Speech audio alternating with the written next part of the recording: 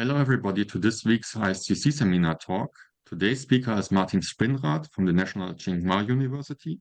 He received this PhD at the Ludwig-Maximilians University, and he's currently an associated professor at the National Tsing Hua University. Thank you very much, Martin, for agreeing to give this talk. The stage is yours. Yeah, hello everyone. Thank you for the invitation. I'm happy to give this seminar. So actually I like talking about this because I think it's quite some cute and interesting physics. Yeah. So the topic of today will be talking about dark matter searches and gravitational wave detectors. Most of the talk I will talk about my work, which is actually somewhat exotic in this direction, but then later on I will comment on the more conventional approaches and show you some results. Yeah, actually they're better because they already have some constraints. We don't have constraints yet. We're still working on this, yeah?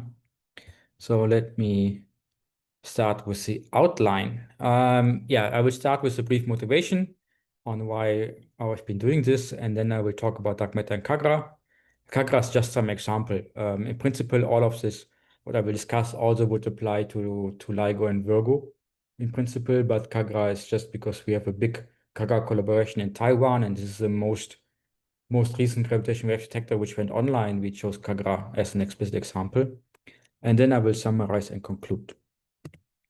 Yeah, let's start with the motivation. Yeah.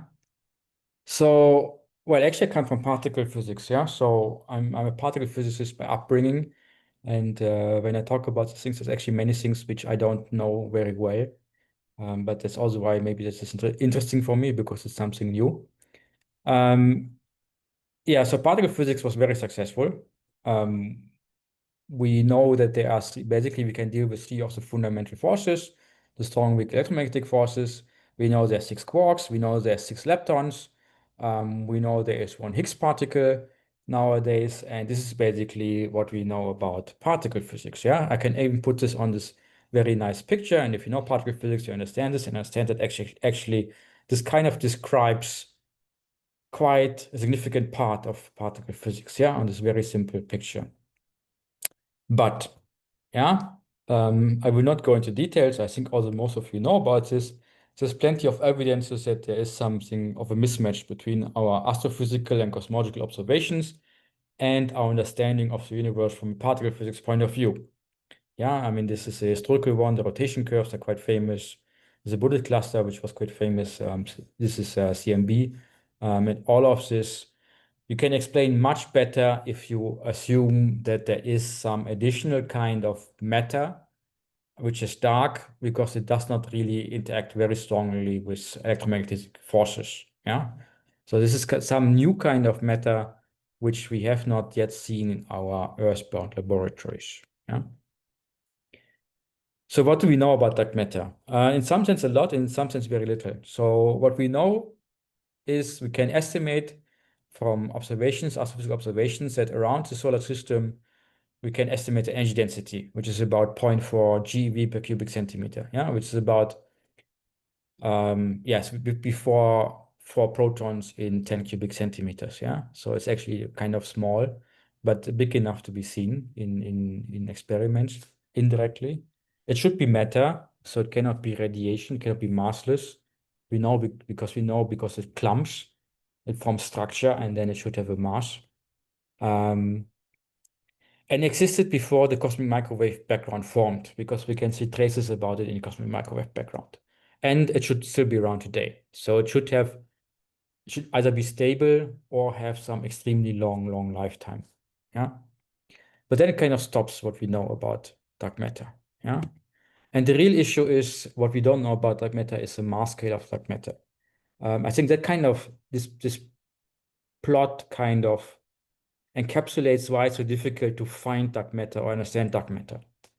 Because from all the observations we have, we can only limit the range, the mass range. If we say dark matter consists of one single kind of matter, we don't know what it is, but just one type of something, then this is allowed mass range. It goes from 10 to minus 22 eV up to 10 solar masses. And everything in between is in principle from experiment allowed. Yeah. And that's a huge mass range. And it's also kind of intuitive that depending on the chosen mass, the strategies to look for dark matter would be very different. Yeah, if you make it very, very heavy, you get locally a very low number density. Maybe you can do something with astrophysics then, but to build an Earthbound detector to see this kind of thing passing by is super unlikely. Yeah. On the other hand, if you go to very large spectrum, then you get very large occupation numbers. And then in this regime, actually dark matter forms something like a classical background field, something like a wave. Yeah, I will actually come back to this much later on. Yeah. And in between there's many possibilities. The particle people for a very long time, they have been big fans of WIMPs and QCD axions or axion-like particles. This has very strong particle physics motivations to look in this mass windows for dark matter. But so far this has been not successful. Yeah, here I just show it's a bit outdated, but yeah, I mean, well, the figure does not really change. Yeah. So actually, when I did my PhD, basically dark matter was WIMPs, and WIMPs was actually a neutralino. Yeah, so the people very often did not really distinguish between those concepts. But nowadays this changes because for such a long time we have not been successful in finding WIMPs, and the sweet spot for WIMPs is ruled out, I would say. WIMPs are still possible, but it's just you have to go to some parameter space, which many people feel it's maybe not so plausible. Yeah. But this is just feelings. Yeah. One should be honest and say that this is still allowed. Yeah. But the strong theory motivation is kind of disfavored, this part. Yeah. So maybe it's time to think again. And then there are basically two options. Either you go to lighter masses or you go to heavier masses. In this talk, actually, I will cover both directions. I first talk a bit about lighter masses, then talk about heavier masses, and then go back to very light masses. Yeah, so going back and forth. Yeah, and sometimes for young people, that's actually nice because I feel that this field of dark matter searches, if you have a good idea, it's much easier to be heard compared to the past because people are kind of desperate and looking for new approaches, where you can make some experiment, which can constrain something which actually is reasonable. So that would be very exciting. Yeah. And then you can get maybe some funding to do something about this. Yeah. And yeah, the other motivation was for me to look into gravitational wave detectors. This is some new technology, comparatively new technology in a way, at least in the public perception. And they are very sensitive devices, so maybe we can use them for something. This is a picture from LIGO Livingston. You can see here the L shape for the interferometer arms. This is a LIGO test mass. I took LIGO here because they have nicer pictures of what they want to show you. Because, well, you probably don't see this, but this is basically one of the mirrors. Yeah, it looks a bit weird, but trust me, this is a mirror. And then there are some very thin lines here, and these are some wires. So the interferometers, the mirrors are not fixed. They're not kind of bolted to some table, some optical table. No, they are free hanging masses, and they are like basically pendular in that sense. Yeah, so you have a heavy test mass, then you have some wires or some springs or something. Yeah, you have some suspension system, which basically behaves like an oscillator. And this will be important. Yeah, so keep in mind that basically the mirrors of LIGO and KAGRA are pendular. Yeah, we can treat them as pendular. Um, well, I think especially with this audience, I don't have to say how great the gravitational wave discovery was, but I don't want to talk about gravitational waves today. I just want to use the detectors to look for signals which are not gravitational waves. Yeah, this is important. So let's start and just jump into it. So dark matter and KAGRA. So how do we do this? So going back to some more simple example first. So as I said, basically in KAGRA and LIGO, these mirrors are basically pendular. The test masses on pendular. So let's look at some one-dimensional harmonic oscillator to make our life more simple, to understand some basic properties. Yeah, so we have a mass, second acceleration, second time derivative of the position of the mirror. Then we have here a complex spring constant. This is also important. And this complexity will lead to some damping. Now you might wonder, well, damping is usually velocity dependent. Well, for them, it's actually not. Yeah. So people studied this, and this This is a better description for their experiments and using a velocity-dependent spring constant damping, yeah?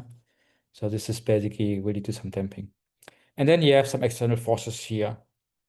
So the external forces can be anything in a way, yeah? There could be noise you would typically describe in terms of some external force. Of course, in principle, you could also describe gravitational waves as some kind of force on this. Well, there's some debate about this from the gravitational side, but in principle, you could plug in this gravitational waves as some kind of force into this equation. But I will also plug into this equation some dark matter force. So the dark matter can in principle put some force onto the test masses in LIGO or KAGRA, yeah? And then the experimental output is basically you measure the positions or the relative positions of the mirrors with respect to each other. So you get the contributions from noise. I will talk here about two important noise components, which is suspension thermal noise and quantum noise. I will tell you later what it is. And some dark matter signal. There's some other noise components, but typically, especially in KAGRA, these are the two dominant ones for the parameter space we care about. Yeah? So then, well, this is now something which is kind of beyond my expertise and something I learned by doing this project to understand what is the noise in the detectors.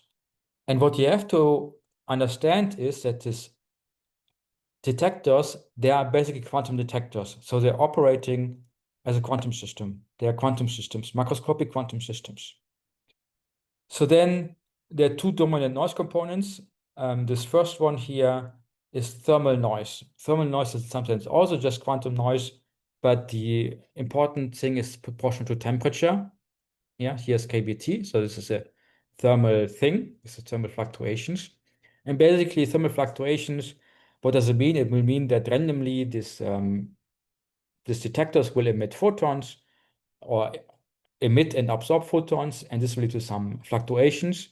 And then this fluctuation leads to the Bayesian theorem, which means that basically just by emitting and absorbing photons all the time, thermal photons, you will get some fluctuations of your position. Yeah, and you can relate this to the dissipation in your system. Yeah, so this noise is proportional to the temperature, but it's also proportional to this phi, and this phi was this damping. It was this complex part of the spring constant. Well, it's not my formula, yeah? So if you say this is wrong, I apologize. It's something I just quote here, yeah? Then there's also something which is called the standard quantum limit. So this is based on the principle, basically this comes from Heisenberg's uncertainty relation. So we want to measure the position of these mirrors as precisely as possible. But we know from quantum mechanics that if we want to make a position measurement with very high precision, this will lead to some velocity uncertainty. And as a consequence, if you say, I want to measure two positions at a time 1 and time 2, there's some trade-off. Yeah, you can only measure them with some certain amount of precision. Otherwise, you would put so much velocity into it that you basically lose a second. Yeah, basically you disturb the system too much. And you can try to minimize this and then quantify this. And this is called the standard quantum limit. Interestingly, there are ways to go beyond the standard quantum limit these days. So quantum mechanics people, quantum optics people thought about how to improve this. But this is like a very simple formula, and it's still some kind of approximation. Yeah. Later on in the plot, I will show you can see actually the difference. But what you see here is if you want to suppress this, you should take heavier test masses, and you should look at larger frequencies, and then this one will become smaller. And you just combine these two noises, yeah, and then you get some strain amplitude, yeah, which is coming from noise. So then for our studies, so I will discuss two papers here mostly, and we discuss two different kinds of forces. So the first one here is basically a short-range force, which is basically some instantaneous scattering. It means the dark matter comes in, it hits one of the mirrors, and it will just deposit recon momentum. And this is instantaneously. So the time scale on which this happens is much, much smaller than the time resolution of our detectors. So basically, we can simulate this as some delta force. Yeah, so the force is proportional to some delta function. This is nice because that's a very easy thing, and there are many things we can do explicit. Yeah, so this one I will discuss in a bit more detail because we can find easier formulas. In the second case, I will talk about some long-range force. So you see here the first part is basically Newton potential. Gravity would do this. If dark matter passes by, gravitational force would do this for sure, because dark matter should have mass and it should take part in gravitational interactions. This one we know. But then we also add here this extra Yukawa force, simply speaking, because gravity would be too weak to see something. Yeah, but there are some motivations, theoretical motivations to do this kind of exercise. There's some long-range Yukawa force, and then here there's some parameters which tells you how strong it is compared to gravity, and this lambda tells you how far the radius is, the distance is, yeah, length scale of this force, yeah. So if this will be exponentially suppressed if you go far away, yeah. So I will discuss these two cases. Let's start with the first case, the particle dark matter. This is basically this kind of thing. So if you talk about particle dark matter, traditional direct detection experiments, they basically do this kind of thing. Yeah, this kind of force, if you want. So if we assume this instantaneous scattering, we can calculate, this is a Fourier transform of the dark matter displacement. How do we calculate this? This is actually undergrad physics, I would argue. You go back to this differential equation. You put here the force. The force was just a delta function. So you can take the Fourier transform of this equation, and then it's an algebraic equation. You can just reshuffle everything, and then you can find the Fourier transform of the displacement, which would just be this one here. Very easy. Yeah, you just take the modulus squared also. Yeah, very easy exercise. Yeah. Here is omega c is the eigenfrequency, the phi is the damping. Yeah, and then there's an omega dependence, yeah, from the Fourier transform. And this enters the dark matter strain amplitude. Yeah, so you could also get the dark matter strain amplitude, which would have this form, some extra prefactors because of the definition, how everything is defined, but they're not relevant. Yeah, not so relevant. So then we can make some simple comparison. Yeah, so this is now some toy model. This is not some realistic setup, but this frequency here and this masses and everything we took basically from KAGRA inspiration. So for the masses, we took the masses from the KAGRA test masses, which was, I always mess it up, it's around 20 kilos, if I remember correctly, or 40. I forgot which one was which, yeah? Around 20, 30, 40 kilos, yeah? Kind of heavy. And this frequency here is close to one of the eigenfrequencies of the KAGRA experiment, and also the phi we chose inspired by parameters from KAGRA. So this phi is actually very small numbers. So there's actually very good oscillators. There's very small damping in the setup, which means that this resonance has become very narrow. So standard quantum limit is just a straight line. There's no resonance. But the thermal suspension noise and the dark matter signal, interestingly, they have the resonance at the same point, which you can actually see here. This denominator is the same as this denominator here. Yeah, the only difference is here there's some extra omega in the thermal noise, which is not there in the dark matter part, but the position of the resonance and the width of the resonance is the same. Yeah, this is basically because both of them are probing the mechanical response of the system. And then you see what you have to do. So basically, well, your dark matter signal is proportional to the recoil momentum. So if your recoil momentum is large enough, you should be able to see it. But then you also see the problem here. If we take light dark matter, like 1 GeV dark matter, take a typical velocity 220 kilometers, what we would expect from theory and observations, then the signal would be too small. Yeah. So so the noise is just much larger than the dark matter signal. We can also quantify this a bit better. Yeah, if you look at the signal to noise ratio, this is given by this formula here. This is actually the square of signal to noise ratio, but it's not relevant. Then we can, if we just look at the peak here, which is better because the peak you see can go higher, especially the peak can go more easily above the quantum noise. So near this resonance, we can do this integral. We take full width of maximum, and then we find that this signal to noise ratio is proportional to the ratio of the recoil energy, which should be q squared over 2m, divided by the thermal energy, which would be like kBt over 2. let's say, yeah, just take 1 degree of freedom for thermal energy. And then we also see what we have to do to make things better. So ideally, we should have light and cold targets. Yeah. So this LIGO and KAGRA are not ideal setups for this kind of experiment. So it would be better to look at some lighter and colder targets. Yeah, much lighter and much colder. Side remark, this is some the recent developments. People look into optically levitated Marses. And this would be a much better setup for this kind of study. Why? Because they have target masses of 1 nanogram, not like of 10 kilograms, so much lighter.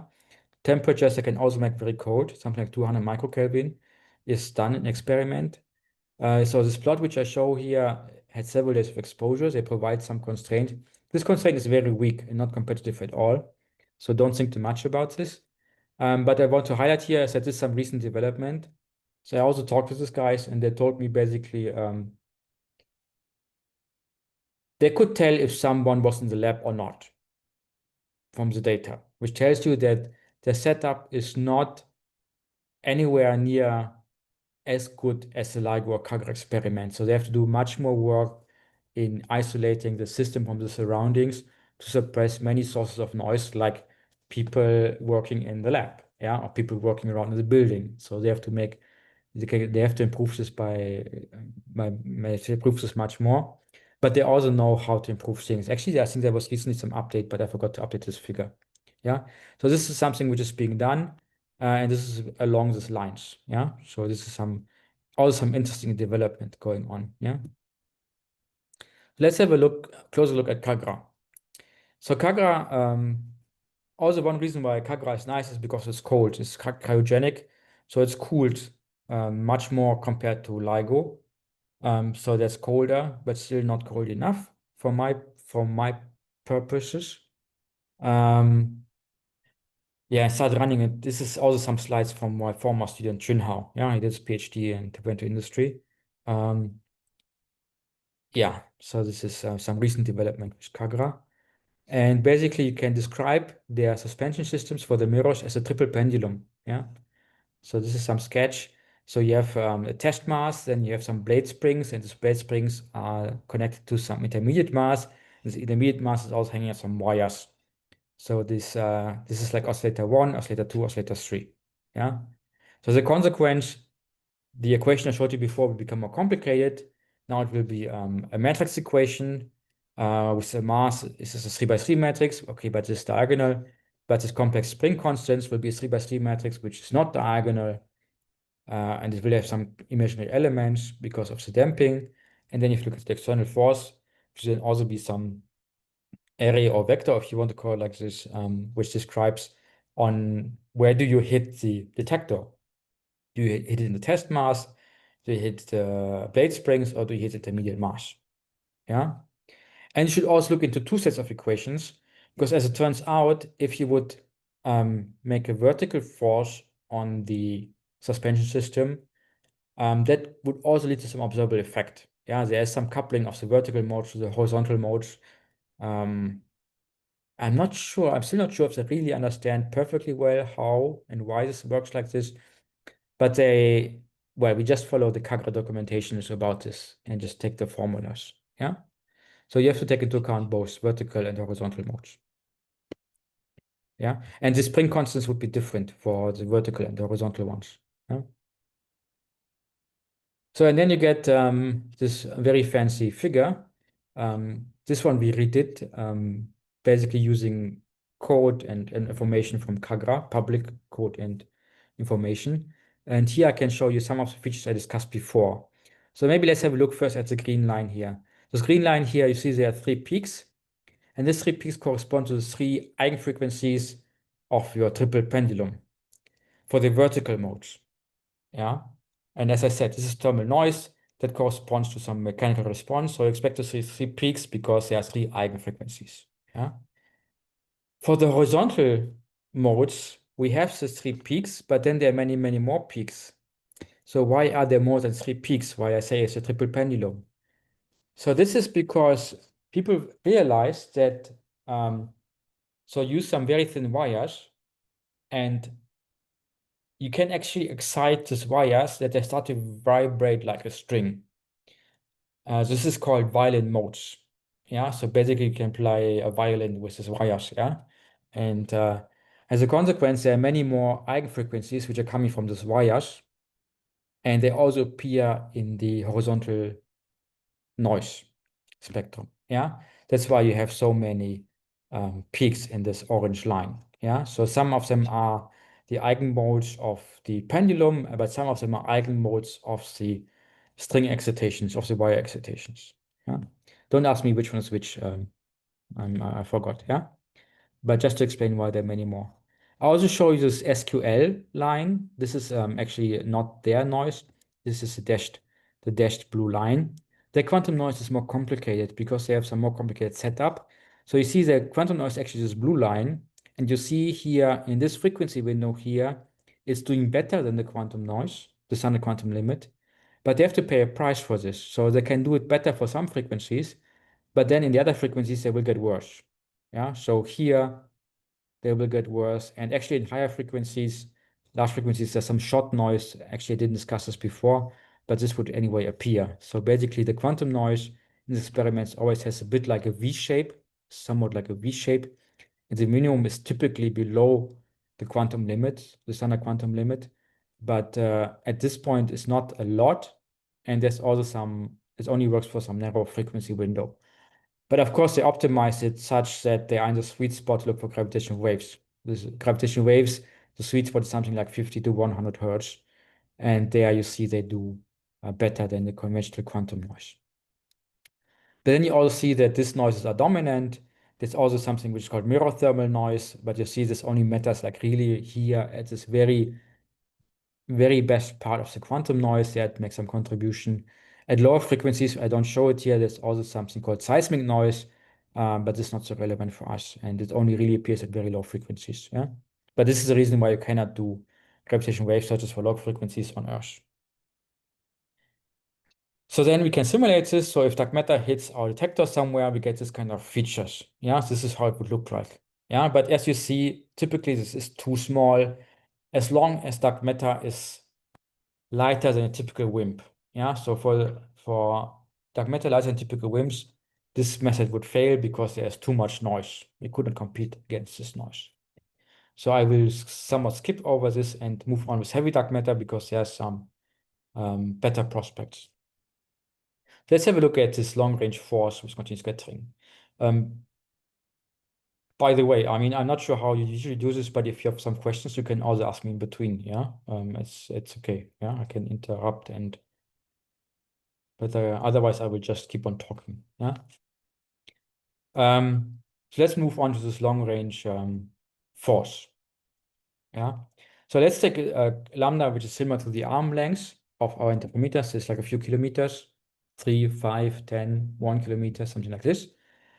And it all turns out that when we do this, because before when we're doing this one here, you see we've always made these errors here, or Genome made these errors, signifying where do we hit the detector, because this is like we have some particle coming in, and this particle we expect only to scatter from one of the components at a given time. But now we have a classical force, and this classical force is long range enough that it can pull at more than one suspension system at any given time. As a consequence, that will be different. Yeah, so let me show you some typical acceleration on detector components. Yeah. This is how it looks like. So dark matter comes, then it passes by, and then it will, it can either push or pull depending on orientation. But here actually you cannot see this. I should make this plot better. Yeah, this blue part goes up and down. Yeah, you can also actually flip the acceleration while it's passing by. This is easy to understand once you just make some simple sketches. Yeah, and you see here you get some acceleration for, there's some finite time, but it's not very long. Yeah, so it's still short, much shorter than 1 second, but it's something which you can see by eye in this figure. So ignore these units. Yeah, this is arbitrary units, but the force is typically, of course, also very small. Otherwise, we would have seen dark matter long time ago.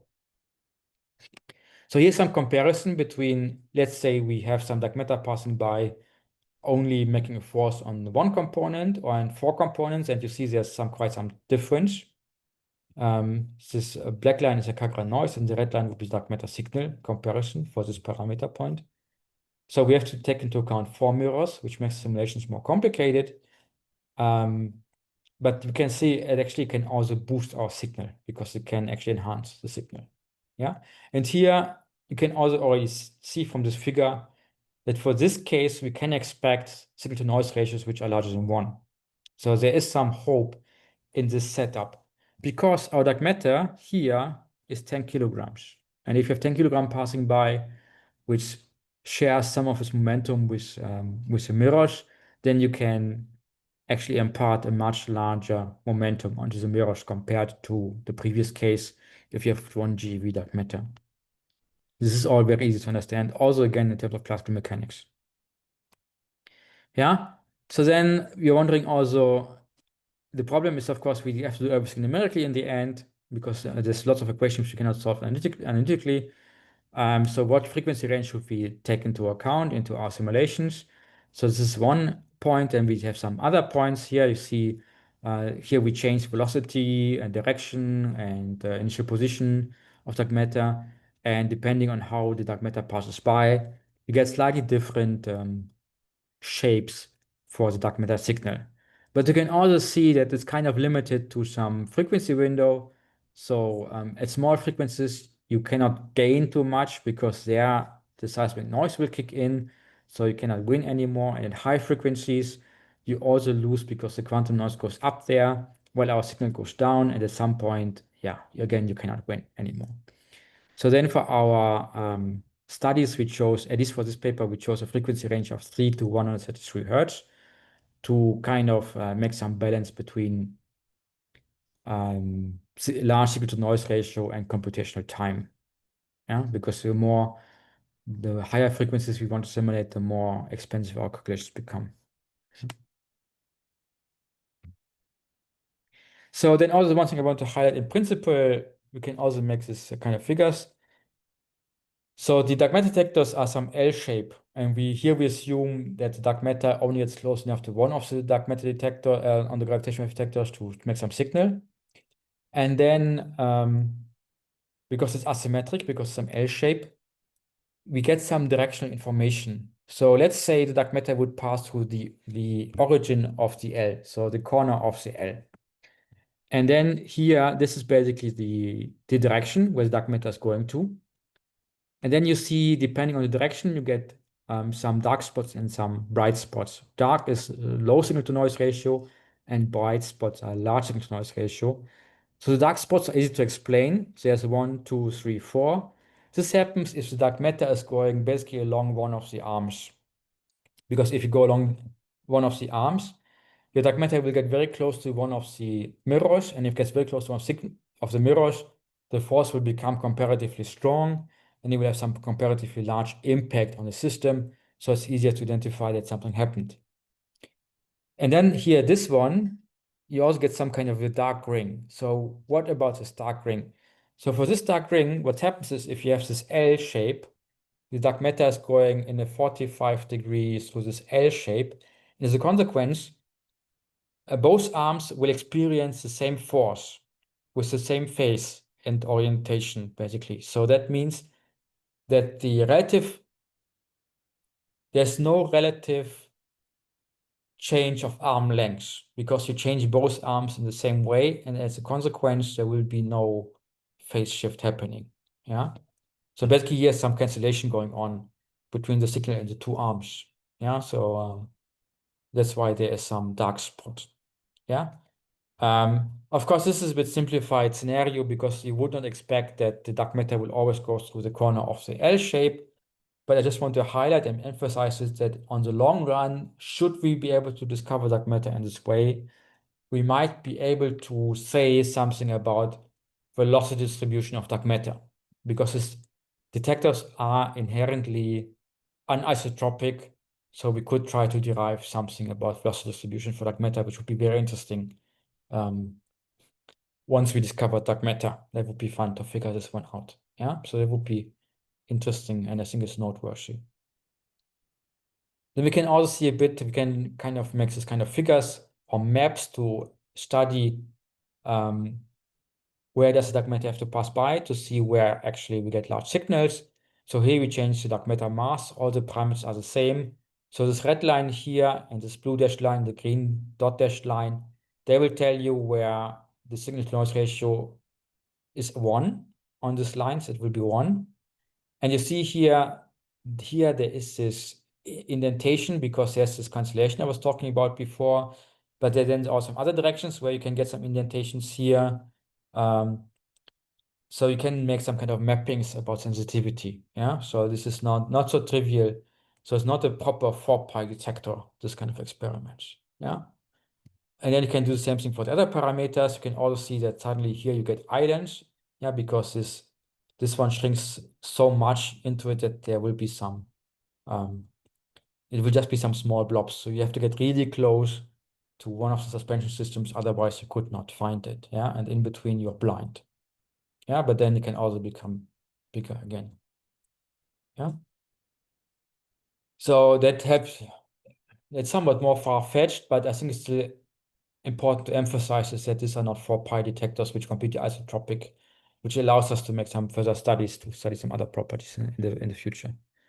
So now the important question is, if we make this exercise, is how many events do we expect which we might be able to see?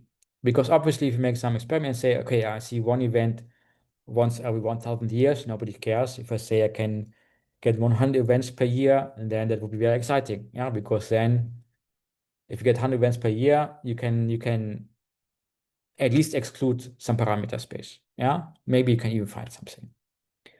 So how did we calculate this? Yeah, that was actually, well, not, I mean, in the retrospect, maybe trivial, but that gave us some headache for some time. So basically what we do is we define a large sphere around this, because you can basically tell from these figures also, if you make just a sphere which is large enough, then dark matter which is passing by outside, you cannot see this. There's no chance because the force is just too weak to have any measurable impact.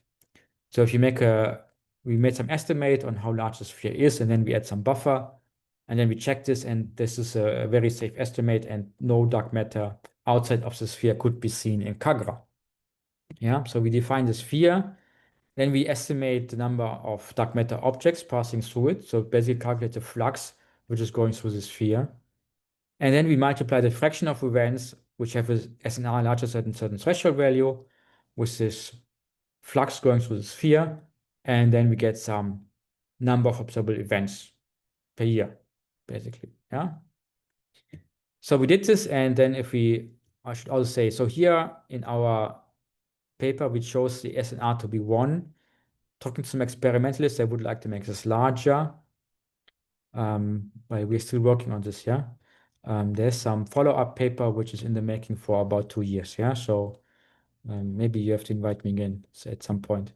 But anyway, so we took SNR equal to 1 as some kind of benchmark. If it's larger than 1, we say we can see it. If it's smaller than 1, we cannot see it. So for 10 if we take a dark matter mass of 10 kilogram, then we can see that we might be able to see something like 1 to something like, this is actually 10 events per year. If lambda is 10 kilometers, dark matter is 10 kilograms, then we might be able to see something like 10 events per year. And 10 events per year is actually a good number. Yeah. I also say this because I was doing lots of neutrino physics in the past, still do.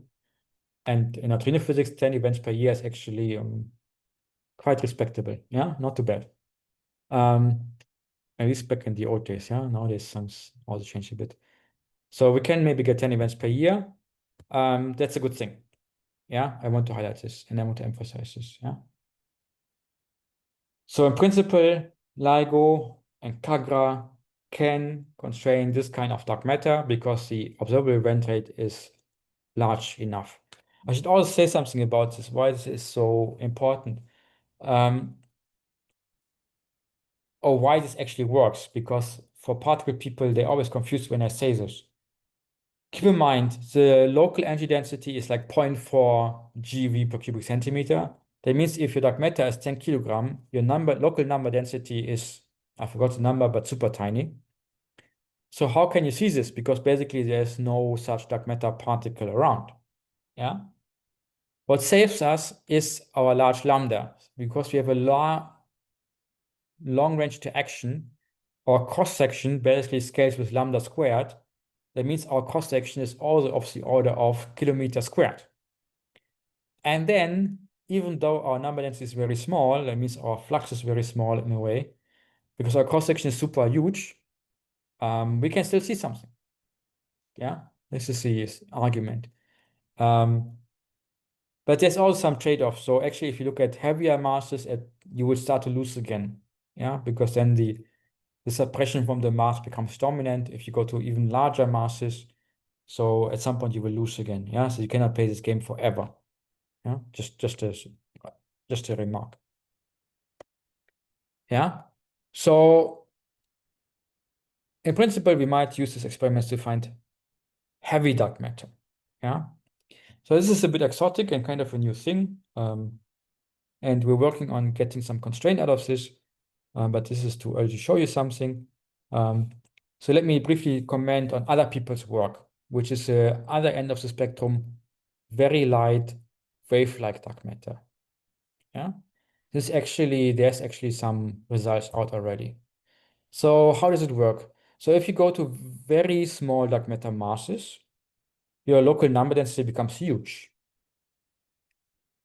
That means the occupation number becomes huge. That means you should treat dark matter more like a classical field. Yeah, so we kind of lose the quantum information and everything looks very much like a classical wave. Yeah. This is some example here. This is basically something you could do something like a dark photon, for instance. Yeah. People who did this, they like dark photon, dark matter, or also something like scalar dark matter, which you can motivate from string theory or something. Yeah. I'm just saying this. Yeah. I'm just quoting them. And then how would this work? So basically, once you do this, you get some acceleration on the mirrors. Again, you basically get something like a force acting on the mirrors, because the mirrors will interact with this dark matter microscopically. But because the wave is macroscopically, this is what you would get. You get some acceleration which is proportional to the coupling constants, basically, between dark matter and visible matter. And then here you might get some polarization vector. If you look at some vector dark matter, for scalar dark matter, you also get some vector, which is, I think, momentum. I forgot. But interestingly, one thing which is a fun fact,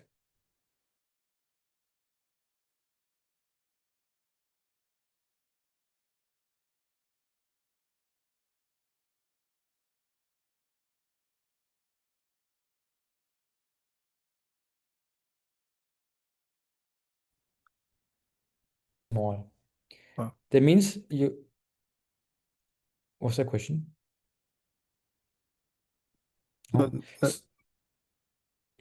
So,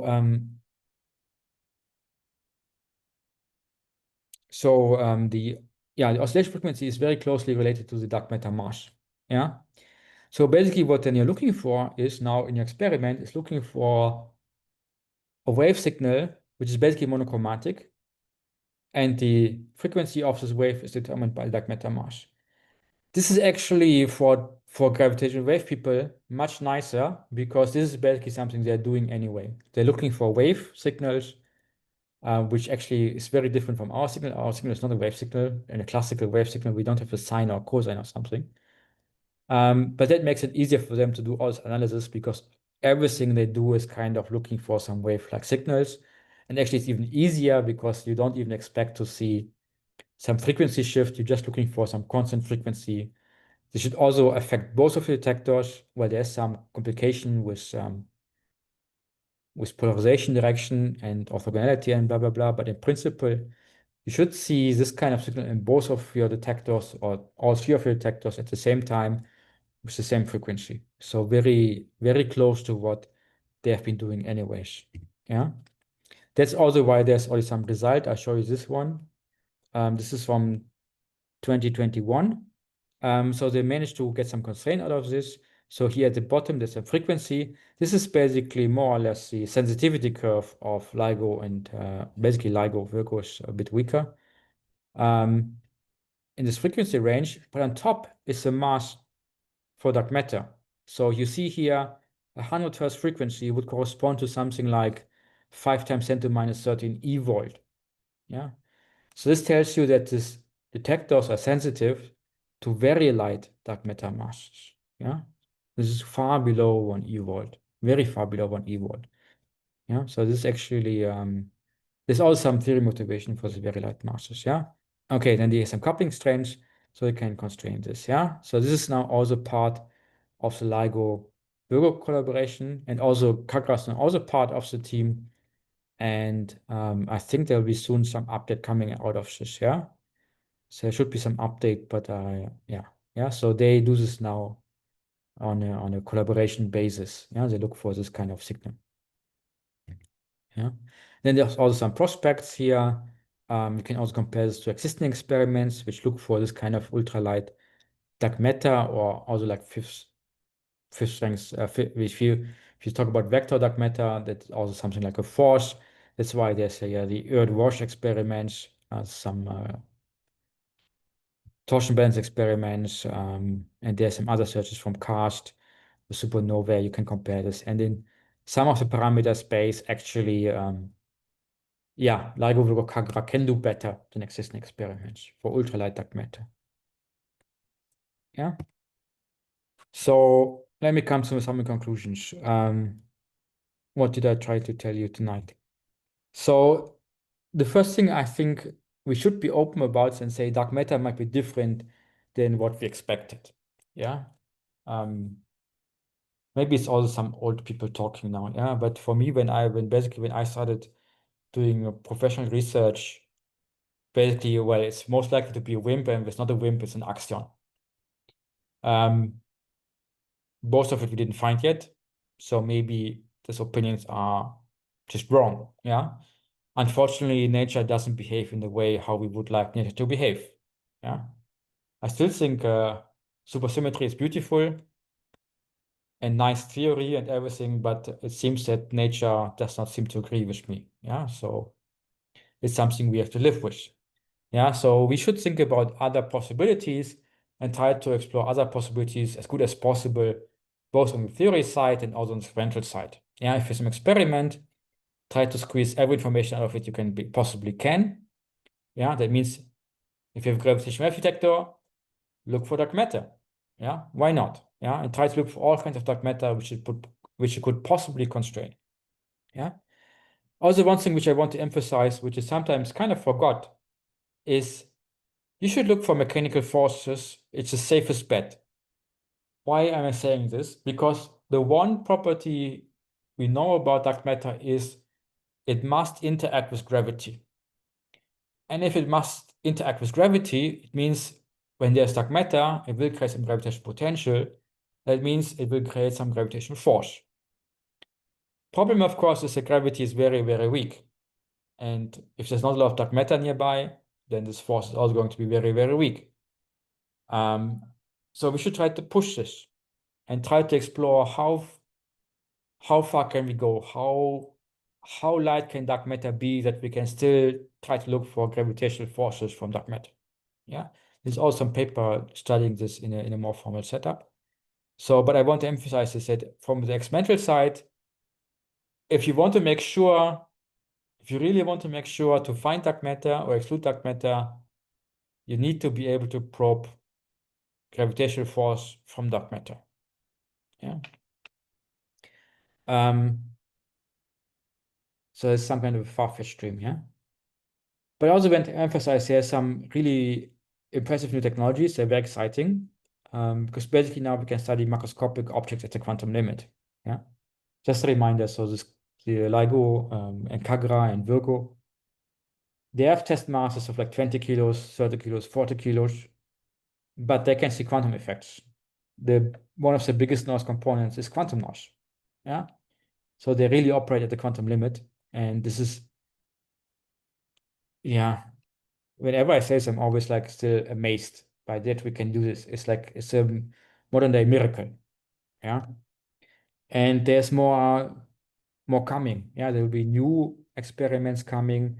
There are people who study different kind of quantum sensors, which is some new kind of buzzword which people are studying. So basically some really kind of new devices, and they operate at the quantum limit, and they're basically from our current understanding, the most sensitive devices which are possible to construct. And so what I was focusing here in this talk is the question is, can we use them to find, in quotation marks, exotic dark matter? Yeah. And the answer is maybe. Yeah. The problem, of course, is that the possible mass range for dark matter is huge, and these devices cannot cover the whole mass range because they are optimized for certain frequencies and stuff like this. So you cannot do arbitrary things with them. But if you're lucky and your dark matter is in one of these windows, which experiments can probe, then yes, we can use this kind of devices. We can use gravitational wave detectors to find dark matter in places where maybe we cannot even find them otherwise. Because, I mean, if dark matter is 10 kilogram something, I'm not aware of any other experiment which can probe this mass range. There's only some very generic upper bound for dark matter, self-interaction cross-sections and stuff like this, which would apply to all masses, but this is like very rough and just some bound. It's not some concrete information. So I think that to my knowledge, this is the only way to test 10 kilogram dark matter at the moment. Maybe there will be some new ideas in the future, or maybe I missed something. For the lighter mass range, it's a bit different, but I also showed you that in principle, even for the very light mass range, also the other experiments, like over KAGRA, might be able to do better, at least for certain parameter spaces. Yeah. So there's still room for them to explore, and they can do better than other people. Yeah. So there's some chance to see something, but at least we can provide the most stringent constraints for certain parameter spaces. Yeah. So that's actually also not too bad. Yeah. So then that's actually it for my talk. Yeah, thanks for your attention. Okay, thank you, Martin. Since Torben has left, so I will take over this discussion. So I have a couple of questions, but before that, do we have any questions from the audience?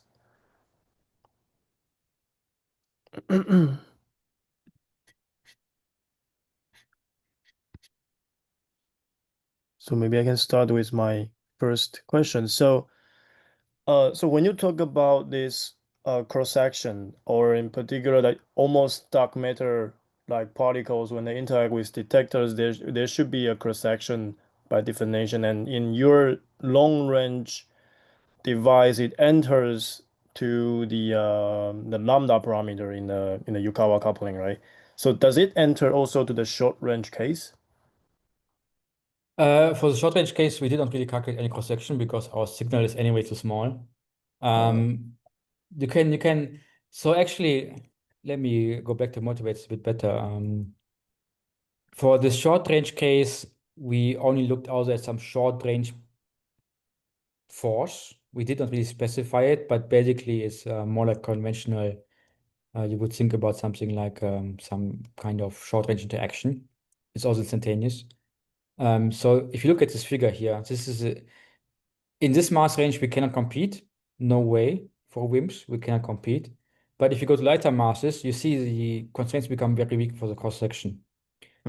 So there, because the cross-section can be comparatively large, and because your number density becomes comparatively large, you could get some kind of large event rate. Also, your detectors are kind of small because you only have like 20 kilograms of mass, which is not a lot for dark matter searches. But there might be some reasonable event rate allowed theoretically. Yeah, but then cross sections, I would still expect them to be microscopic.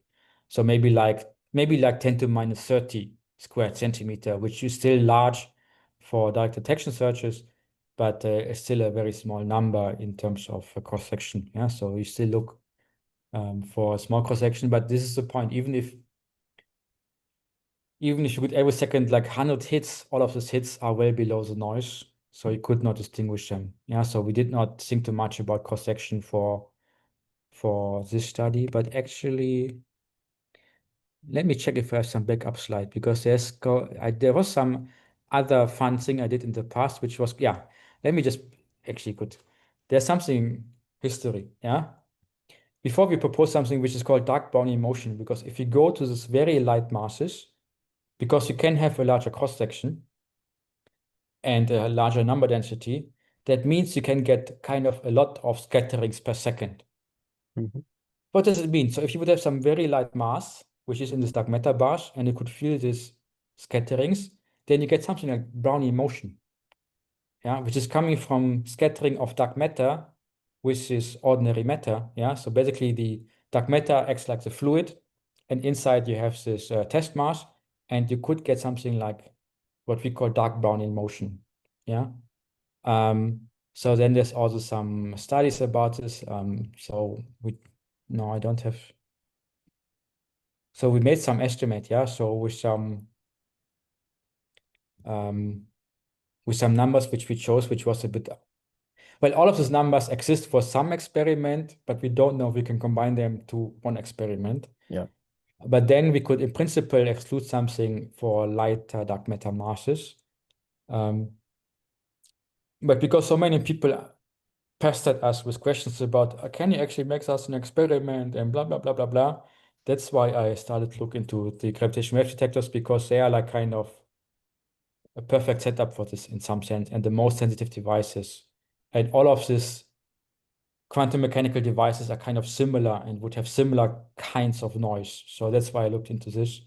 But like if you take the levitating masses, there I would say you should look for dark Brownian motion, because then you have like a small mass and the cross section might be large enough to still get some Brownian-like motion, which is coming from dark matter.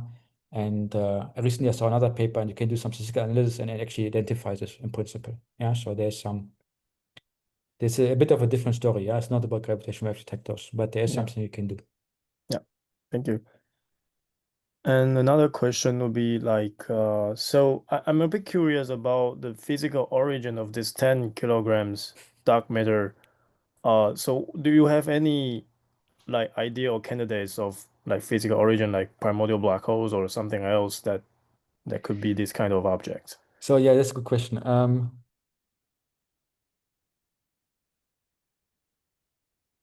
So for this paper, I was on purpose kind of being agnostic about this, because in the past I had all of these beautiful theories, like how dark matter should, like how nature should be. Yeah, I was doing like supersymmetric ununified theories. Yeah, so I was like a strong bias on how nature should be. So for this one, I kind of gave up on this, but it's not completely unmotivated. So actually, a lot of the things was already discussed before in the previous paper from Pospolov and some other collaborators. I always forget the other people because I know Pospolov, but not the others. Let me see if I can find the refer. Yeah, here there was this paper from Hall, Callister, Frolov, Müller, Pospolov, and Adhikari, and they give some references for models. I think they mentioned something like cue balls, for instance. Dark nuggets, I think, was another thing. I think for primordial black holes, you might be in trouble, because primordial black holes of 10 kilograms, you would expect them to have evaporated. I think the lifetime is not long enough. But now people talk about memory burden, and I'm not sure that's if right. memory burden can save this or not, or what is the mass range on how low you can go with this. So in this study, we on purpose try to ignore this kind of questions. There are some models, but I don't want to judge if they are particularly well motivated or bad motivated. Yeah, I don't want to comment on this because I don't know. I did not look into this in great detail. Yeah, but there are some models which can do this kind of things. Yeah, if you believe them or not, it's a different question. Yeah. Okay. Any other questions? So maybe my last question. So what's your foresee about the third generation gravitational wave detectors like Einstein telescope. I mean, what's your opinion about how these new detectors can help with these observations? I did not really look too much into this, how much this would change. Well, one thing, They usually have a different mass range, right? A different yeah, target mass, so huh? let me show you some figure, and I think from this figure we can try to figure things out a bit better. So so this is the typical dark matter signal, the red line, the top red line, yeah? Actually, it doesn't matter. You cannot take the bottom red line. So if you can probe smaller strain amplitudes, then in principle you can probe weaker forces. That means in principle you could check for smaller dark matter masses and smaller delta parameters and maybe even smaller lambdas. Yeah, so everything you should become more sensitive because you can probe weaker forces, naively speaking. Right. Yeah. The other thing, of course, is then about if you talk about different experiments, they might actually not be more sensitive in terms of strain, but in terms of frequency. They might probe a different frequency window. So for this kind of dark matter, you can kind of tell. So what is good is something like smaller frequencies. If you go to very large frequencies, the signal drops. Can kind of imagine because the change is not so super fast. Yeah, what's happening there? Smaller frequencies might be better in a way. But in smaller frequencies, you have to go to space and stuff. So people also ask me about this. So if you, let's take LISA or the Tianjin or the other one, Taijin, I think it's called, yeah? Yeah, Taiji, The yes. space experiments, they would be more sensitive to smaller frequencies, which would be nice in principle. The problem is, I'm not sure how well they could distinguish, let's say, dark matter from some asteroid passing by or some small meteorite passing by, because they might have some very similar signature. Actually, I looked into this because Lisa Pathfinder did something like this, and I feel like the signal would be very similar to this microscopic ordinary matter objects. And because there's no telescope, which always checking is there anything coming near to us, there might be some issue with identifying or distinguishing this from each other. While on Earth is not the problem because for LIGO and KAGRA, if it's a 10-kilogram meteorite passing by, they know. Yeah, they would notice this. Yeah. So I think, yeah, so that makes it a bit harder, in a way. Yeah. Yeah. Yeah, I think if you go to higher frequency gravitational wave detectors, there's some proposals to look for high frequency gravitational waves. I think that would not help this particular scenario because you see the signal drops at very high frequencies. But overall, yeah, for earthbound gravitational wave detectors, everything should be very similar, and just depending on how low you go, and you can improve things. Yeah, I Yeah. see. Okay. Thank you. So any other questions? If there's no questions, then maybe let's end the official section of the talk and let me stop recording. Let's thanks Martin. Thank you.